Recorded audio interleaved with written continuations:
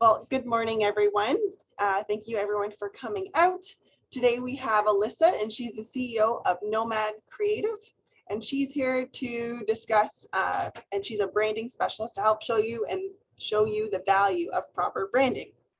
And I will pass this now over to Alyssa. Oh, I also want to let you guys know, just remain on mute throughout the webinar. If she asks you to unmute, you can do so. And you're more than welcome to keep your camera on, as we will be recording for this entire webinar. So if you think this is a great webinar to pass on to another coworker or another business, you're more than welcome to do so. I will send the email out as soon as it's downloaded to YouTube. And now I'll pass it over to Alyssa. Amazing. Well, hello, everybody. Good morning. First off, I'm super excited to be here sharing with you all today, and I just wanted to thank you for registering for this webinar. Also, special thanks to the Small Business Center and Trenville for setting this up and having me. As Brianna mentioned, my name is Alyssa Zwonok, and as you may have gathered, the founder and CEO of Nomad Creative. So, just to give you a little bit of a background, Nomad Creative is a remote creative agency, and what's cool about our business model is that we bridge the gap between traditional agencies and freelancers in that we provide teams of specialized remote creators to businesses locally and globally. So in other words, no overhead costs whatsoever, which is pretty awesome. We work on projects in marketing, branding, social media, and everything in between. And since 2018, we've grown our team of freelancers to over 50 creatives across all disciplines. We've had the opportunity to work with some major brands such as David's Tea, the Aldo Group, Campbell's Canada, and many more. Though we do have some cool names in our repertoire, our primary focus is really on branding and rebranding for small to mid-sized businesses. So enough about me. I'd love to learn a little bit about you. My goal is to interact with you all as much as possible throughout this call. So I'll be asking you to participate by typing in the chat from time to time. There are no wrong answers. The questions and activities are really just to keep you guys engaged and interested. So first off, tell me, what is your current role? Type it in the chat. What do you do for work? I'd love to know. Are you maybe a solopreneur, freelancer, CEO, employee of a company? Maybe you're just interested in learning more about branding and potentially starting your own business, which is great. Let me know. Cool. Anna, paralegal, UI artist here. Hey, Marie-Eve, how are you? Good, you? Good. Thanks for joining. My pleasure. I'm excited. Great. Employee, awesome. Lead business consultant. Amazing. Business student. Great. Thank you guys for sharing. Appreciate that. So awesome. So you'll notice that I'll be referring to branding as your brand a lot, but that could be either a brand you work for, a brand of your own, or one that you aspire to build. So just kind of keep that in mind. So to jump into the agenda, today I'll be clarifying the difference between your logo and your brand. We'll talk about the importance of brand evolution and rebrands in 2022. I'll also break down the core elements of branding and brand DNA, talk about how to convey your brand across all social media platforms, as well as why branding is one of the most important investments for your business. Okay, so in the first section, like I mentioned, we'll talk about the difference between your logo and your brand, and we'll do that by digging into what branding really is. So type it in the chat. Don't think too much about it. What comes to mind when you think about what makes a brand? And we'll see what the general consensus is. What do you think a brand is?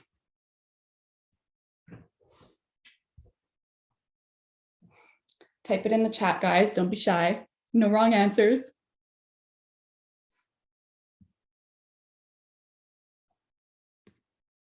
We're not too sure, I see.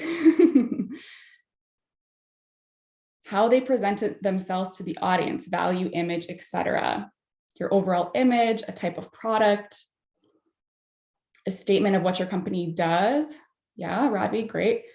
Juliana, the underlying goal and vision, identity, Great. Yeah, these are all really awesome answers. And it seems like you guys have a pretty good grasp on what that is actually, because the most common responses I usually get here are, my brand is my logo, it's my color palette, it's my fonts. And those answers are not wrong, but brands are much more than just the visual.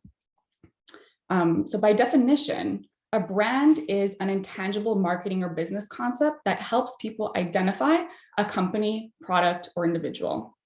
People often confuse brands with things like logos, slogans, and other recognizable marks, but those are actually just marketing tools that help promote the goods and or services being offered by the business. So what a brand really is what people say about you when you're not in the room. It's how you leave customers feeling after interacting or experiencing your product or service.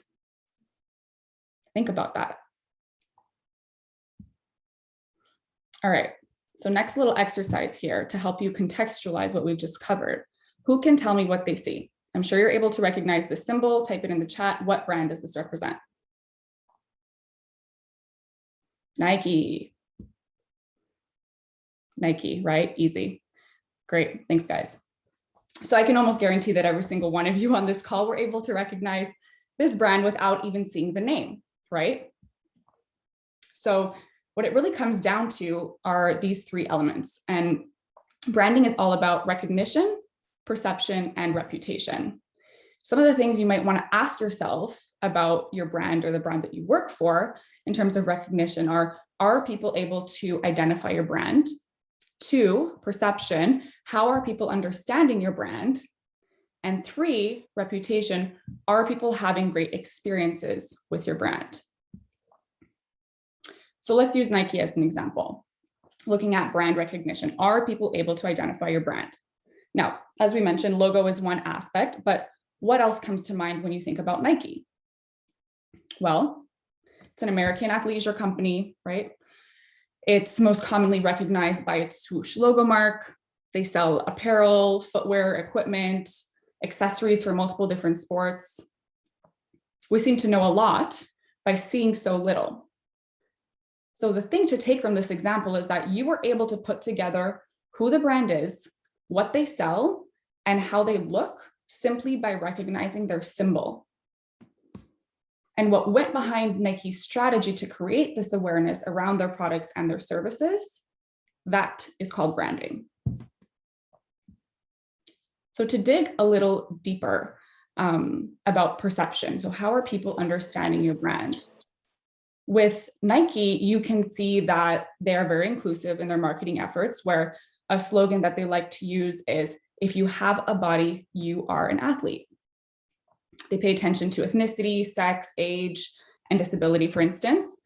And they believe, quote unquote, that diversity fosters creativity and accelerates innovation. So overall, the perception is quite positive. I would say even inspirational as well as innovative. People talk very highly of the brand and their offerings. Now, lastly, let's talk about reputation. So are people having great experiences with your brand? And a good way to gauge this is through things like reviews and testimonials, which of course Nike has tons of, but for the most part are very positive. However, from a personal experience of, let's say, the Nike Run Club app, to the excellent goods that they sell that people wear for years due to the quality, Nike's consistent effort to create excellent products and experiences is ultimately what drives the positive impact in communities and the environment, which I think is pretty admirable. And overall, I would say they have a pretty great reputation. Wouldn't you agree? So to quickly recap, yes, you all agree. Awesome. To quickly recap this section, branding is all about recognition, perception, and reputation. Does anyone have any questions so far before we move forward? Because I know we covered a lot of information very quickly. I'll give you guys a couple minutes.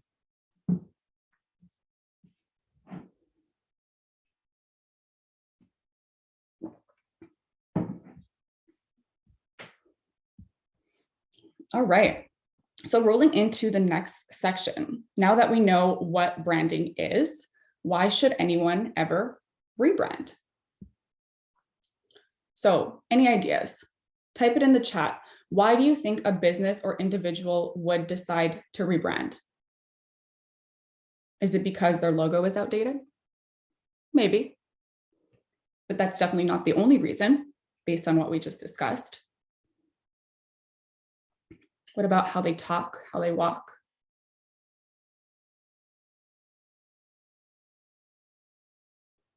Someone said change in management, current branding not resonating with the right audience, change in target audience, promote more business, being more creative. Excellent. Yeah, these are all really, really great answers. Thank you guys. So we're going to come back to this question once we understand what rebranding is, but I think you guys are definitely on track. So to reiterate, we know that branding is not just about the visual. So you can imagine that rebranding is much more than just updating the logo. It's an emotional shift. It's a change of direction. Now, that can be a different type of service or experience to offer your customer, or a completely new vision for where you want your company to go. It's a reaction to your customers' needs. Now listen to that again, a reaction to your customers' needs. This is why active listening to your clients and your customers is super, super important. It's really easy to turn a blind eye and pretend like everything is fine and doing good in business. And maybe it is to a degree, but is it the best it can do? Is good the best it can do? It's extremely difficult to admit where your brand's faults lie and where your brand may need to improve in order to stand out from its competitors in the market. So how do you know when it's time to consider rebranding? Listen. Listen to your customers, listen to your clients, listen to the news, listen to your neighbors, listen to your community, listen to your competitors, listen to your employees, your coworkers. What's going on around you? Is your brand as relevant as it once was? And could you be doing anything better to reach more people? I'm going to repeat that last question once more because it's going to really help drive the reasons for rebranding. So could you be doing anything better to reach more people? Oftentimes the answer is yes. Actively listening allows you to learn more about your brand, how people consume and interact with your brand, and how your brand is perceived in the eyes of others. So it's really easy to feel clarity around a brand you personally feel you know so well because it's yours, right? Or you work for it. But do all the stakeholders have that same understanding of your brand's mission and message as you do? You don't know that, right? Listen to those stakeholders because you may be surprised at how little translates and how much more you could be doing to connect with them and in turn grow your business and your brand. So the main reasons, back to this question, to rebrand is to form a stronger and better relationship with your customers. And this may be derived from a few different things. So first, a change of experience. Second, a reaction to active listening. Third, a reaction to something negative. And fourth, a change in mission or message. So a lot of you kind of hinted at a few of these, which is great. So definitely thinking in the right direction. Now, first off, why rebrand? So looking at a change in experience, we're going to go through a few examples here. So perhaps you've made some changes in how your brand provides customer service. Take a restaurant, for example. They want to launch an app or a new website to accommodate the new digital generation so that reservations and takeout orders are available online. This restaurant is well established. It's been around for years. And it's definitely very traditional, but now they want to communicate to a younger demographic in a way that they know how to communicate. So this will not only show customers that the restaurant cares about staying relevant and providing experiences that are reflective of those younger generation and their digital on-the-go lifestyle, but it also increases in-house efficiencies and reduces phone time and manual bookings. So in this case, it would be wise to rebrand in order to reflect this new change of experience. Chances are it being an older, more traditional restaurant, it would require a visual facelift as well as some updated messaging.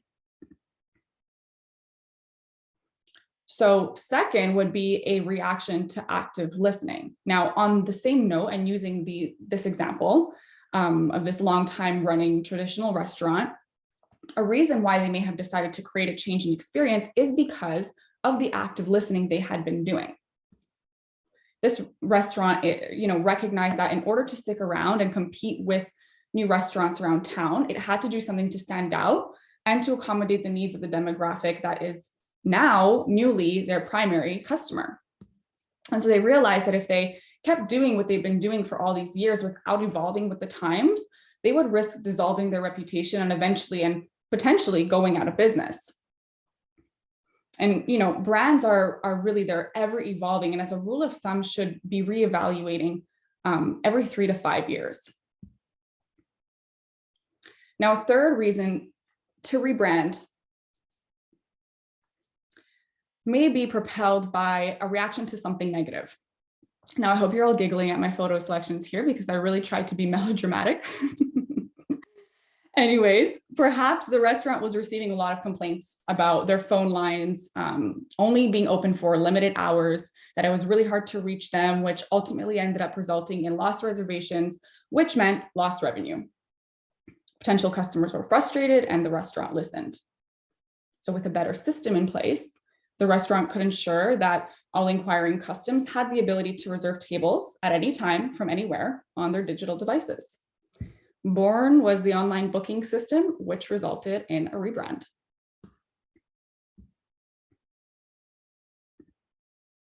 Now, a fourth reason that would drive a rebrand is a change in your brand's mission or message. So let's say this restaurant recognizes that the potential to be more successful involves reevaluating who their target demographic is. It's possible that this changes several times throughout a brand's lifetime, especially as new competing businesses surface over time. And, the restaurant knows that its food and experience and service is excellent, but it's having a hard time communicating their value recently, right? So maybe that this is a sign that their target demographic is no longer behaving or consuming the information as they once did. Their changes of interest, behaviors, and expectations drove the restaurant to adapt with the times and stay relevant in the eyes of new consumers in the digital world.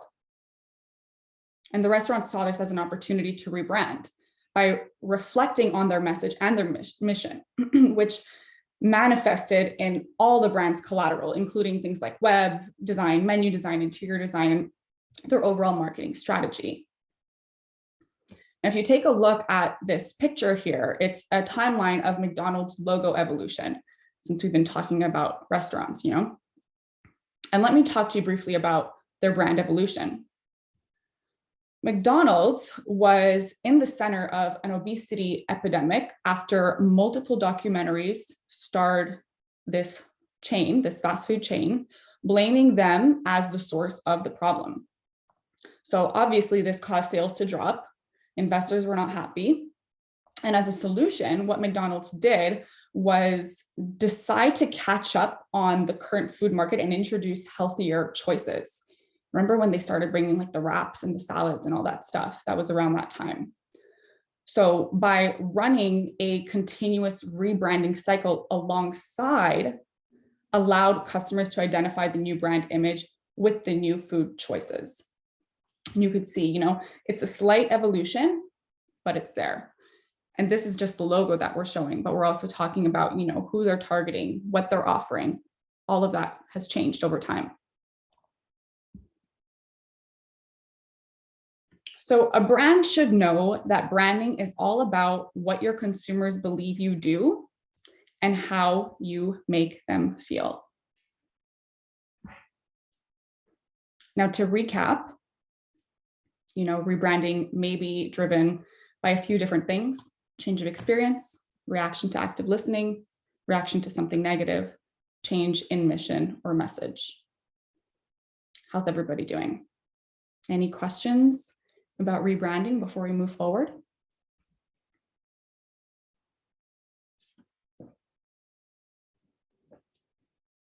Thank you, Elizabeth. Great. Well, I hope everything is clear so far. This is great. We have no questions. All righty. Moving on to brand DNA. So now that we understand the concepts of branding and rebranding, let's dig into what they really entail. In this section, we're going to break down the core elements of branding, also known as brand DNA.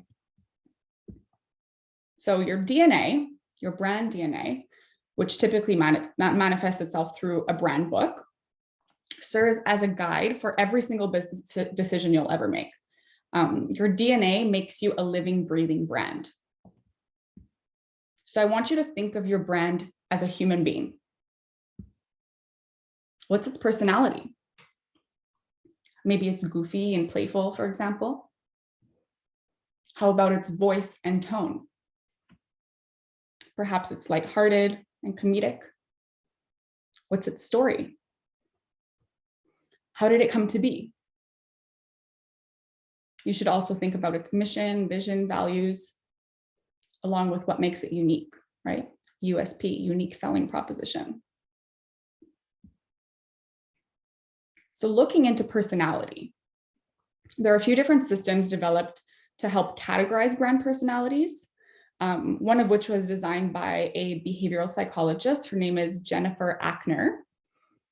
It's great. This is the one that you're seeing on the left.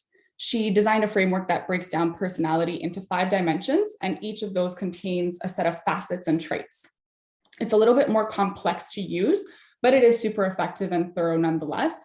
However, the model that we're going to look at today, which is what we use at our agency Nomad Creative, is the 12 brand archetypes developed by Carl Jung. And he was a Swiss psychiatrist and psychoanalyst. So if we take a closer look here, the 12 archetypes are categorized in 4 groups: order, freedom, social, and ego, as you can see in that center circle. You can see that innocent, sage, and explorer fall under freedom. Hero, magician, and rebel fall under ego. Citizen, jet setter, and lover fall under social. And then ruler, caregiver, and creator fall under order. So in general, brands are able to recognize themselves under one archetype after understanding the definition of each. However, it is possible to be a combination of 2, maybe 3. Maybe, if you're interested in learning more, you can always just Google this chart. You'll find detailed description of each archetype. We'll go into a few of them, but not all of them because we'll be here forever. But it's definitely an interesting thing to look into. All right. To help you understand these archetypes on a higher level, you can see some examples of renowned brands and where they sit in this diagram. So I'll let you take a moment to kind of observe this, and then we'll break down a few examples here for you.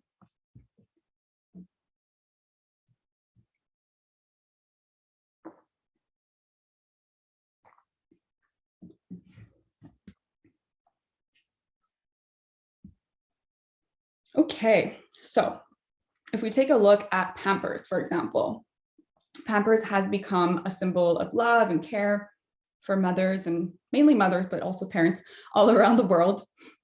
They fall under the caregiver brand archetype, which is super empathetic, compassionate, nurturing.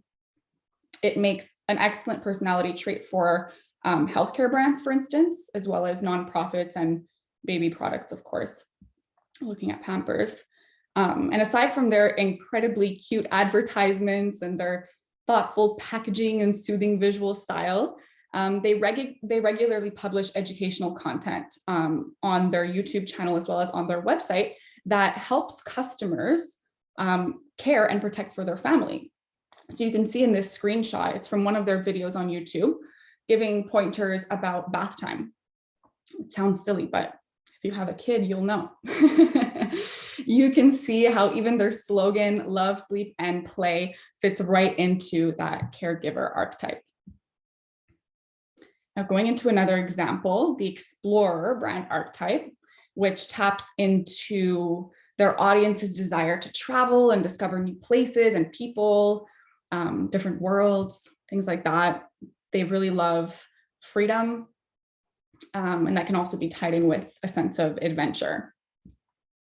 So Jeep is very famous for creating commercials that trigger audiences' desire for adventure and exploring the world, and really support the idea and the message that no matter how tough the terrain or how wild the adventure, Jeep is there with you on the exciting journey. So you can see in this ad that Jeep is really up for any challenge, no matter what nature throws its way. It positions the brand as brave, thrill-seeking, pretty straightforward. Now, the last example we'll go over here is the creator brand archetype, which is all about innovation and creativity. So these brands are typically nonconformist. They're usually the first ones to introduce new technologies or create new combinations of features. They're also problem solvers. And they typically like to express themselves freely, creatively, while empowering and inspiring audiences. That's a big thing. So Apple, of course, has been the go-to example for innovation in design and technology for many years now. And if you take the MacBook Air, for example, as you see in the picture, back when it was introduced in 2018, it actually broke the record of being the world's thinnest notebook. They also do a really good job at encouraging people to express themselves by sharing content that they've created with their Apple devices and products. So you could see how they really encourage that creativity there. Now, jumping into a voice and tone, I think a lot of people confuse the two, even myself sometimes, I'm not gonna lie. So here is a simple way to differentiate them. So your voice is what describes your company's personality. It's consistent and it's unchanging. And your tone is the emotional inflection applied to your voice. So it can adjust to what's suitable for a particular piece or message you may be trying to communicate. And the most enduring companies really do have a strong personality and a clear sense of purpose. Their message is oftentimes delivered consistently over all collateral and all channels because they have that established brand voice. So going back to Apple as an example, they do a really great job pairing powerful products with a confident voice. So whether it's on their website, TV ads, print ads, they always look clean. The copy is always punchy. Generally, I would say that they could be described as clean, simple, and confident. So one way to help you define your voice and your tone, you can do this thing, it's called a word this and not that exercise. Super simple, super straightforward, basically listing what you are and what you are not. So I'd like you guys to help me on this one. Since we're talking about Apple, let's use this one as an example. Type in the chat some keywords that you think describe who Apple is. So we're looking at what we are column on the left right now. And there's no wrong answers. We did just talk about them, so maybe it's fresh, top of mind. What are some words that would describe what Apple is? Type it in the chat.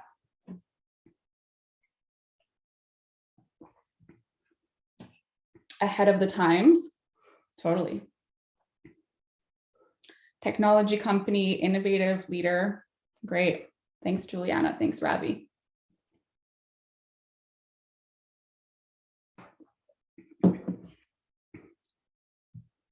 Okay, great. Now let's do the same thing for the other column. What we are not.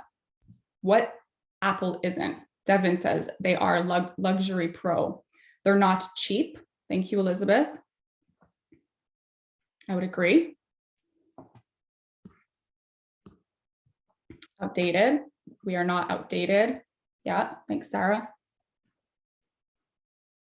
Subpar. We are not subpar. Yeah, this is great. Excellent. Thank you guys for participating. So as you can see, a lot of those ideas that you shared with me came through as well when I was doing this. So here are some description words that I pulled together for Apple. We are exciting, but not boring. We are innovative, not followers. Simple, not complex. Supportive, not unreliable. High quality, not cheap. Genuine, not misleading. Inspiring, not predictable. So you guys definitely got a lot of those. And there are many more that we can list out as well. Anyone have any questions so far about brand DNA? Don't be shy, put it in the chat. I like to break it up a little for you guys, give you an opportunity to think of anything as we go through it.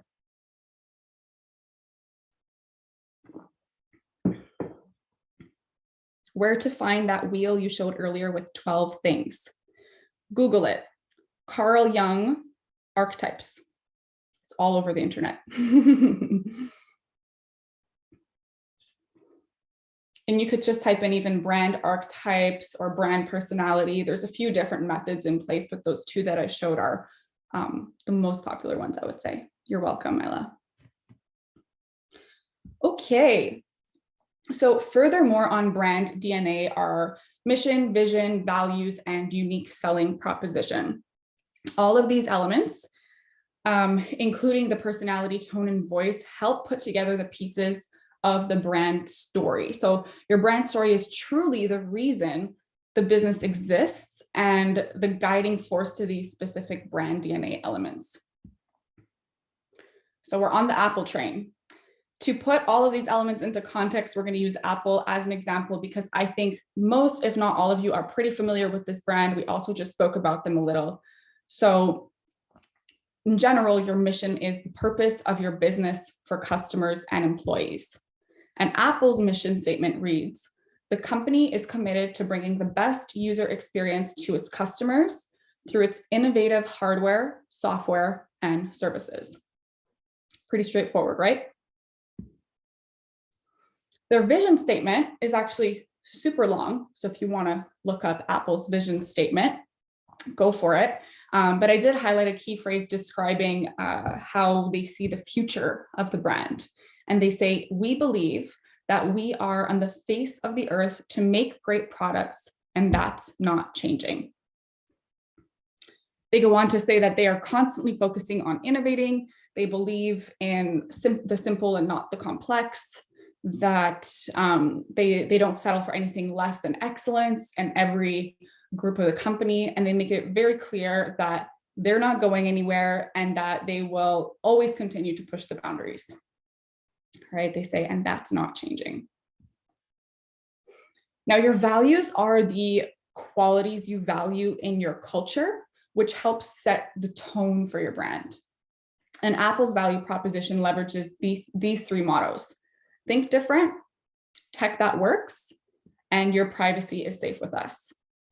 So if you think about Apple as a whole and the type of services and products that they provide, you can probably check each of these statements off as valid, right?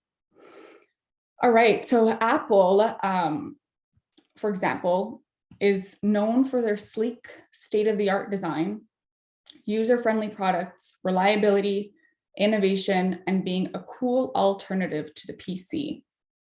This is their unique selling proposition. So if Apple came out with a series of dirt cheap laptops that didn't have that unique MacBook style that's super sleek and that, you know, people are used to, do you think that customers would be happy, given that they've come to now expect a certain quality and standard from Apple? Yeah, Juliana says not at all. I don't think so. Customers would most likely become frustrated, right? They might even turn to competitors and be like, hey, I don't like what Apple's doing anymore. Let me see if there's something else better out there. So pulling a stunt like this could actually really hurt Apple as a brand because, excuse me, their specific unique selling proposition that helped them stand out would no longer define the company. The very foundation of the brand would crumble. So this is super important to stand by.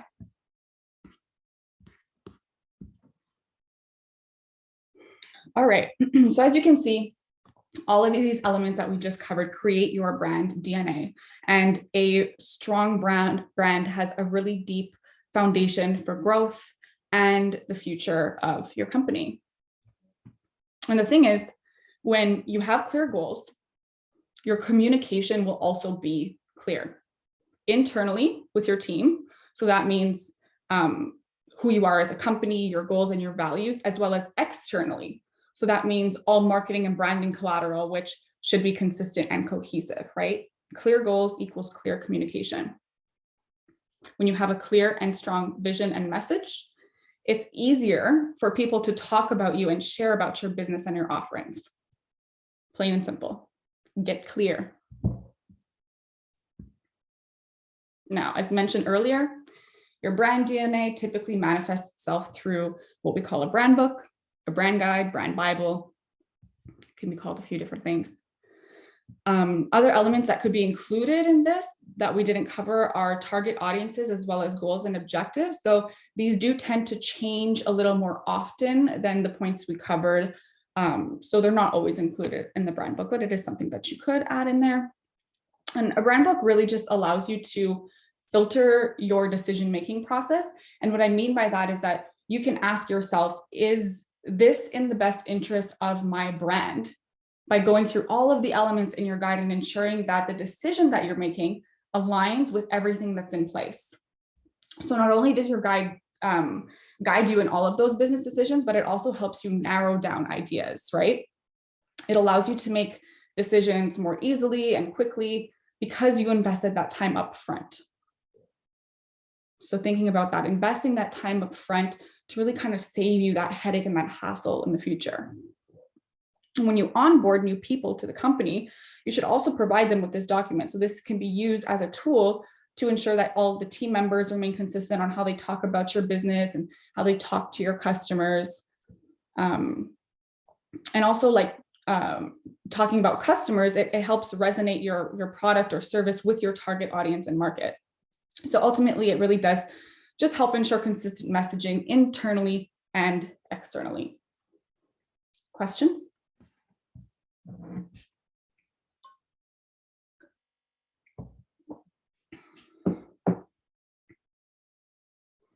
All right. Now, let's talk about integrating brands on social media. Okay, so I'm going to start with a high-level overview of the role of social media. So first is brand awareness.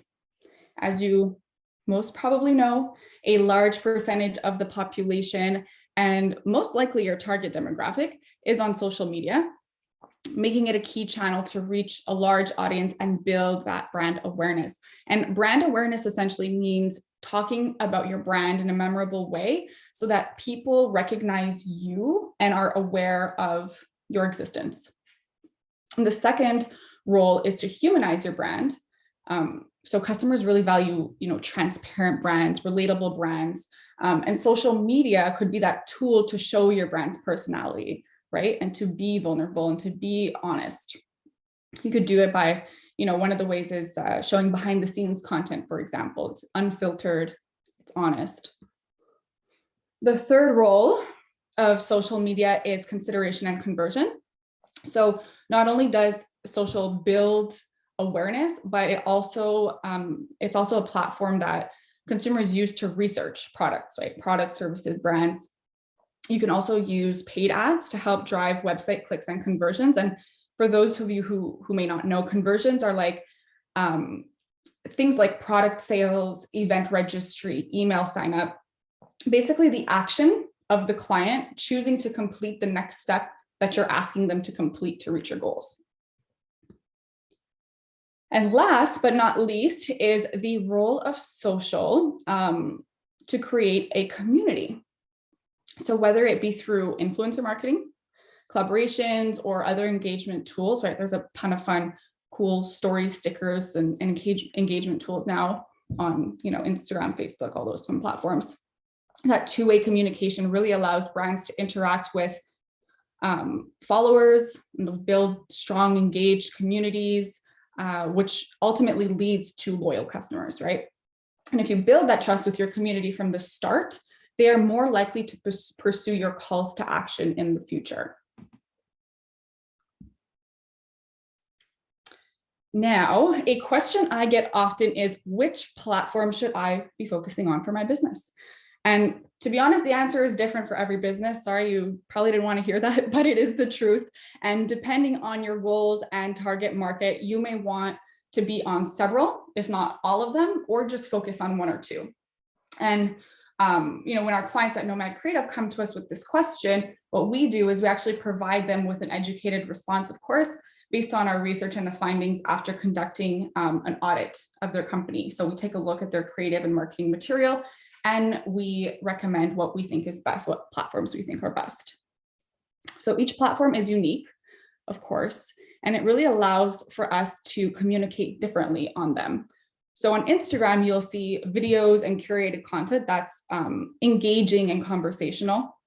It's typically low cost, high impact, and you could display short form visual content. Really, it's a good engagement platform with the community, right? On Facebook, you'll see some more high resolution photos, some short videos.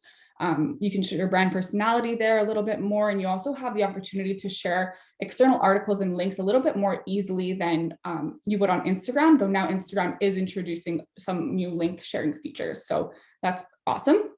And then looking at TikTok, which many of you know is relatively new in terms of social platforms. However, it was the most trendy and popular social platform last year, especially amongst Gen Z and millennial audiences. It really does represent a great opportunity to engage with that next generation workforce, and really just share relatable, bite-sized content that keeps people engaged and constantly coming back for more.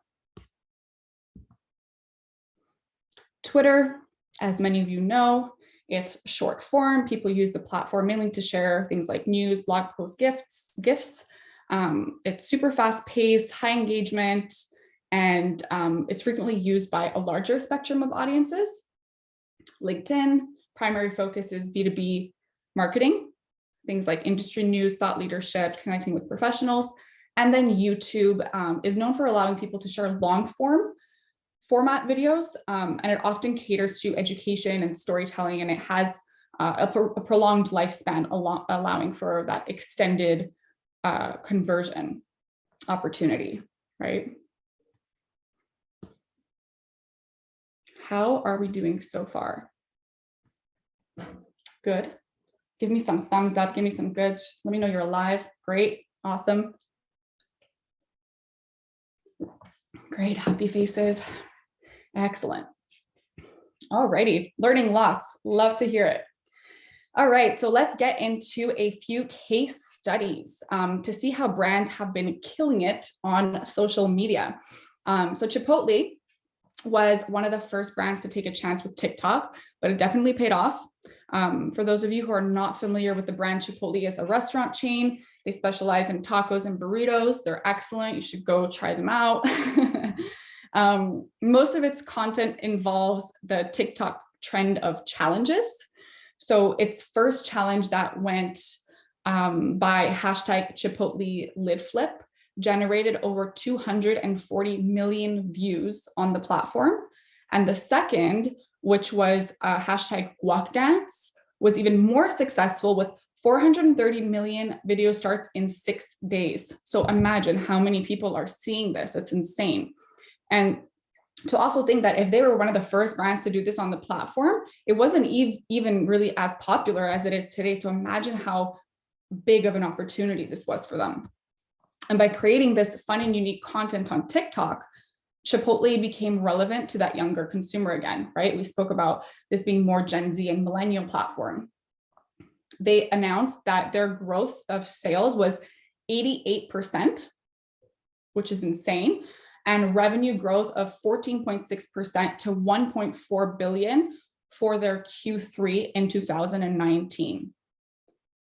That might not mean very much to you, but if you want to look up their stats and see, how much they really did grow, that growth was in part due to its renewed focus on social.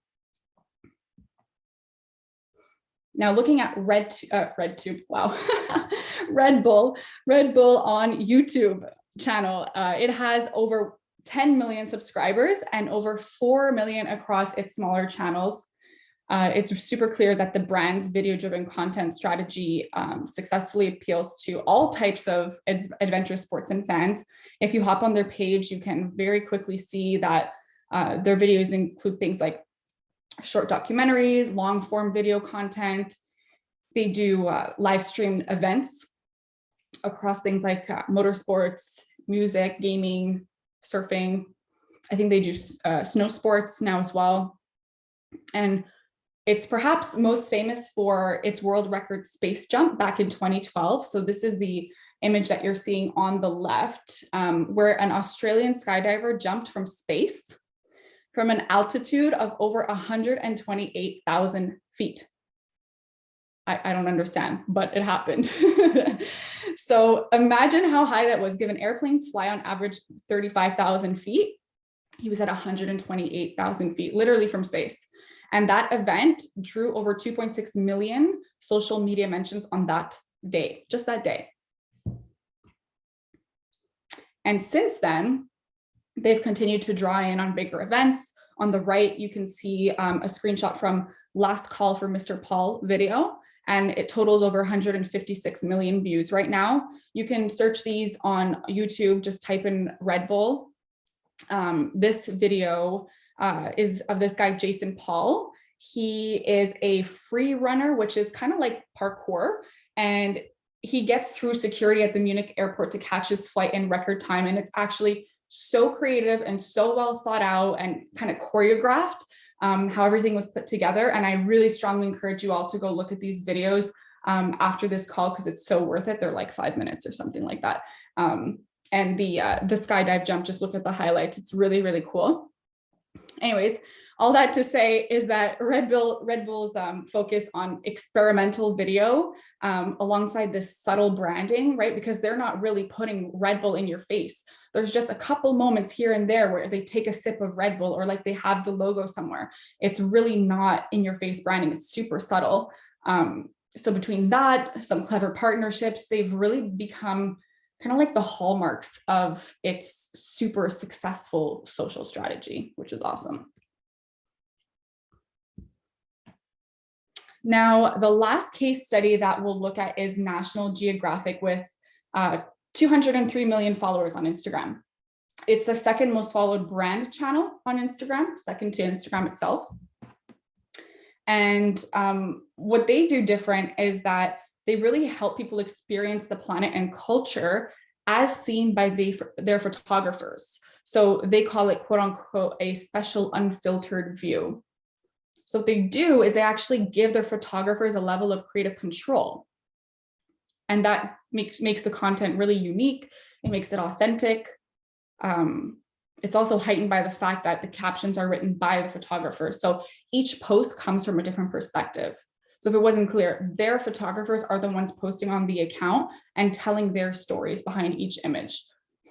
So it's really cool, which is an interesting perspective too, right? Because we have multiple different voices here. So to summarize, find the platforms that make the most sense for your brand. Every brand and their goals are unique, so they should be analyzed individually in order to discover which platforms are worth focusing on. Just make sure that you're separating personal from professional. So if they some way overlap, let's say if you're really involved in your business, you just want to make sure that you ask yourself, is this a good representation of my brand when you're looking at all of your channels? Any questions before we move on?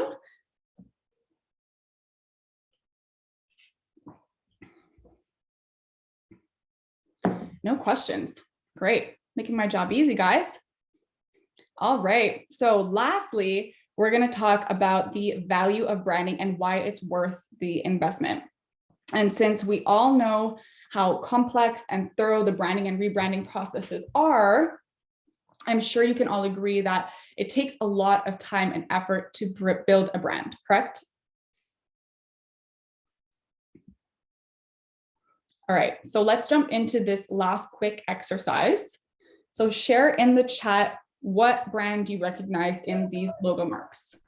There's a question in here from Devin. Any smaller brands to pay attention to on social? Honestly, probably a lot, but I don't know how much you would know them. But you know what? Nike, oh, you're saying the logos here. Okay. Everyone's shouting out the logos here. But yeah, smaller brands, I'll give it some thought. And what we can do is when we share the video on YouTube, maybe we can mention a few of those other brands to look into, or anyone who is registered to this event, I could send you a little list. How does that sound? Awesome. I'll send everyone Alyssa's contact information. So if you wish to reach out to her, you're more than welcome to do so. Yeah, thanks, Devin, for that question.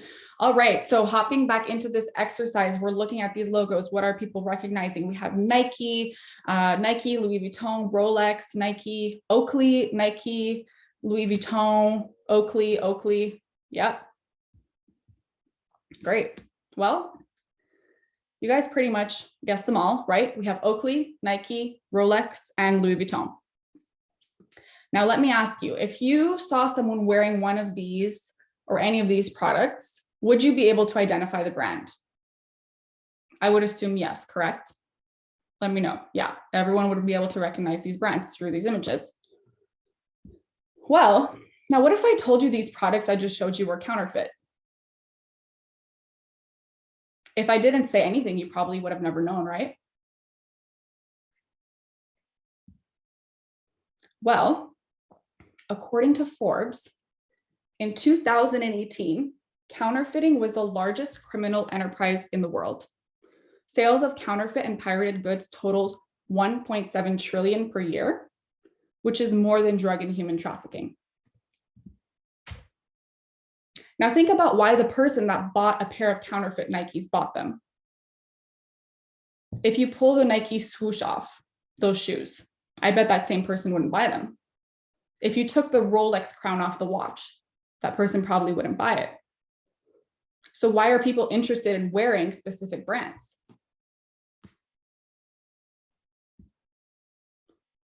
If you ever question the value of what's being designed and what the public's perception is of a logo or a mark, think about this example. People want to wear these items because of the feeling, the experience that comes with wearing a recognized brand, because of the community that they will be a part of by owning them, or the trends that they'll get to experience for wearing them. If you build your brand and your logo well, it's going to be the representational mark and touchstone for your business for decades. I'll say that one more time. If you build your brand and logo well, it's going to be the representational mark and touchstone for your business for decades. And that's all I have to say. Thanks, guys. That's the end of the presentation. So I'll take any questions. I know we don't have too much time left.